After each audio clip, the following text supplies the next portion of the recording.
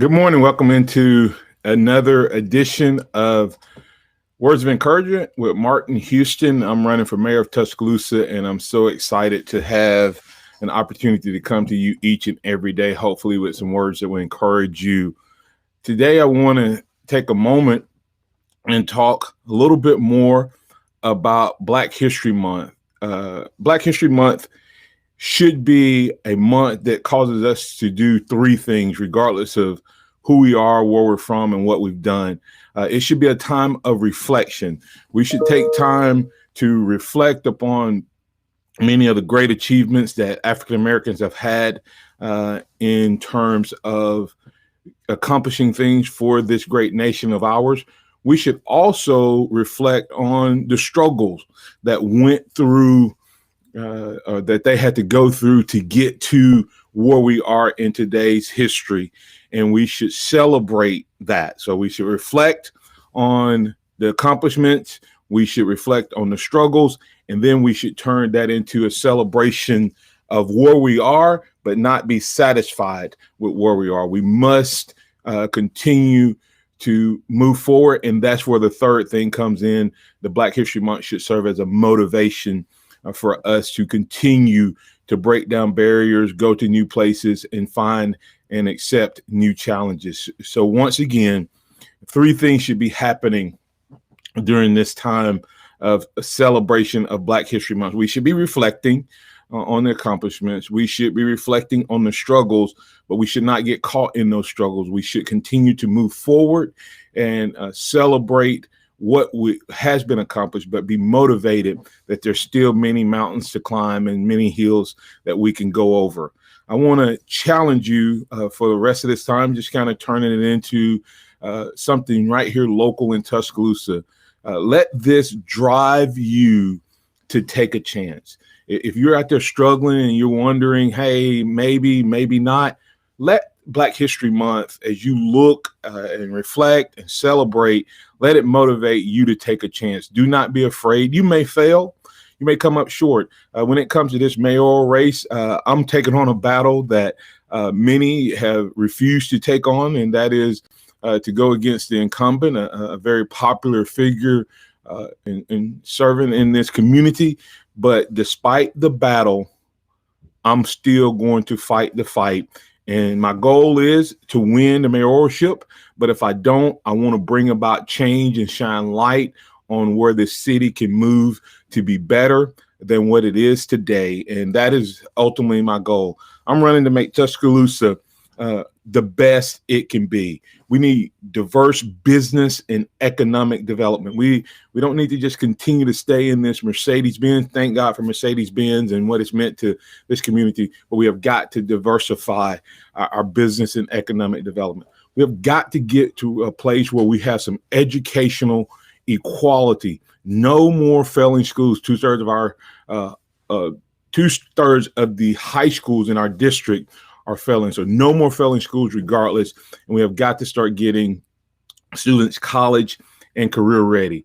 We have to begin to produce safer and more secure communities. No matter where you live, no matter what your demographic is, you have to know that if you pick up the phone and call for one of our first responders, whether it's police, fire, emergency service, whatever it is, you're going to get the same response, and that crime begins to trend downward instead of upward.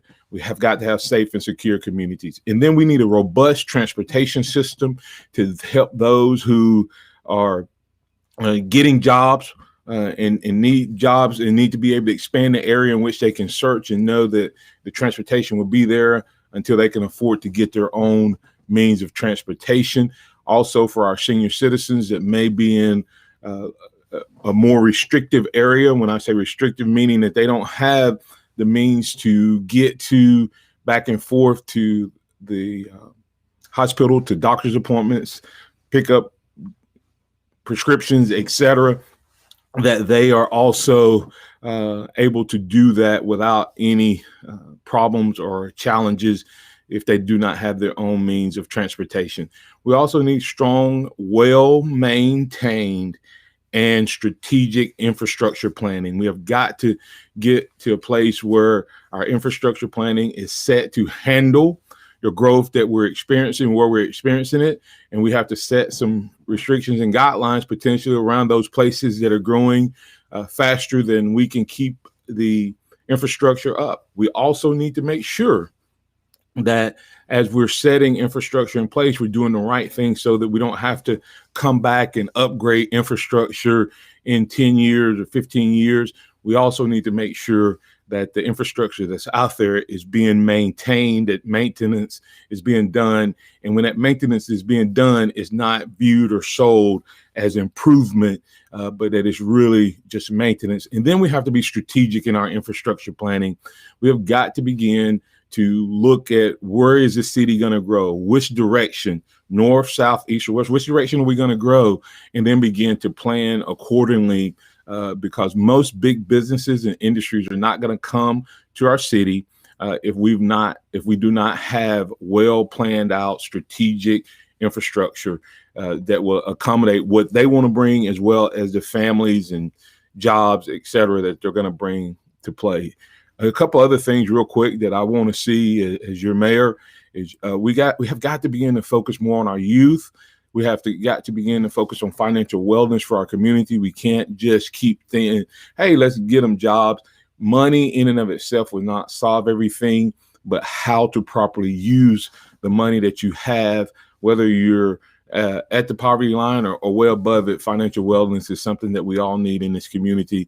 And then we have got to begin to address the challenge of attainable housing, that people can get that first forever home, that first home, and maybe not be their forever home, but it could be their forever home, but at least get into that home ownership, that they can attain the American dream. So 3 quick initiatives, as I said: youth focus. We have got to begin to do some things with our young people to keep them engaged and growing and moving in the right positive direction. We've got to make sure that we have financial wellness as an overall goal and process or initiative for our city. And then last, attainable housing. And once again, helping people figure out a pathway that they can attain the American dream and own their own home.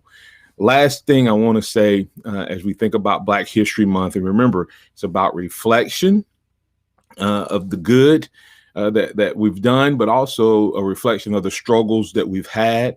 And then there's a celebration of that. And then there's a motivation to continue to do more.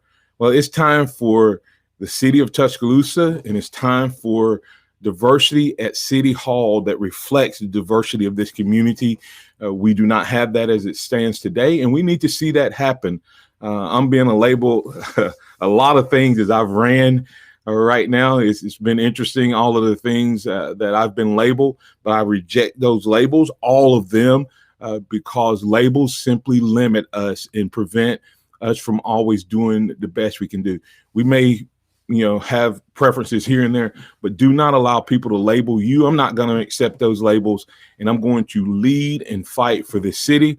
I'm a Christian man whom God blessed to be Black in 2021, and I'm running for an opportunity to serve all the people and citizens of Tuscaloosa, north, south, east, and west. And I am going to fight for all of you if I'm elected. So let's vote for change, the change that you deserve. I'm a candidate of the people, for the people, and hope to be elected by you, the people. Vote Martin Houston for mayor of Tuscaloosa on March 2nd. If you want more information about me and what we believe in our platform, go to HoustonForTuscaloosa.com. That's HoustonForTuscaloosa.com. You can find out more information. You can also donate there. And as I wrap up, I want to remind you one more time that as we celebrate Black History Month, 3 things need to be happening in that celebration. You need to be reflecting on the many accomplishments that African Americans have made in our great country. And you also need to reflect on the struggles that many of them have gone through to make those struggles. Then you need to celebrate them. And that's part of what this month is. But that's not enough. When you get through reflecting and celebrating, let's be motivated to continue to break down barriers, climb mountains, and take things higher. And one of those mountains that we need to change and climb is that we need to see some diversity in City Hall. Let's make that happen by voting Houston for mayor on March 2nd. Thank you and God bless. And remember this, trust in the Lord always, lean not your own understanding, and all your ways acknowledge him, and he will direct your path. Have a blessed day.